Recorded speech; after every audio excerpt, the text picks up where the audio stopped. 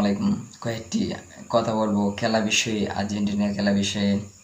আমি কিন্তু ব্রাজিল করি, আর্জেন্টিনার মানে বিপক্ষে কিছু বলবো না, বিপক্ষে মানে অন্য কিছু বলবো না, যেটি বলবো ভালো বলবো।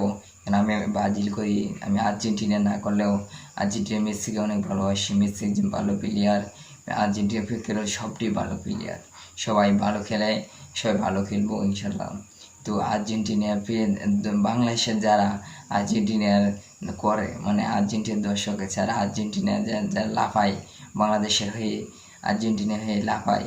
আচ্ছা তোমরা আর্জেন্টিনার, আচ্ছা আমরা কিছু বলি না, তোমরা আর্জেন্টিনার ব্রাজিলের পোলাপানরা কি কিছু বলে? কিছুই বলে না। তো তোমরা আর্জেন্টিনার পোলাপানরা গালি দেও, এটা বলো এটা বলো, মানে এখন তোমরা কাপ নিয়ে এত লাফাচ্ছ যা বলার মতো নেই। তোমরা 36 বছর ধরে বিশ্বকাপ নিতে পারো না আর্জেন্টিনারা, কিন্তু 36 বছর পর বিশ্বকাপ নিয়ে যেভাবে লাফাচ্ছে বোঝা যাচ্ছে তারাই অনেক বড় হয়ে গেছে। 36 বছর পর 2022 সাল বিশ্বকাপ নিয়ে একবার লাফাচ্ছে, এখন কোপা বিশ্বকাপ নিল, আজ সমানের সামনে কোপা কাপটি নিয়ে যেভাবে লাফাচ্ছে তোমরা লাফাও। আমরা তো তোমরা কিছু বলিনি। তোমরা কেন ব্রাজিলকে নিয়ে গালি দেও?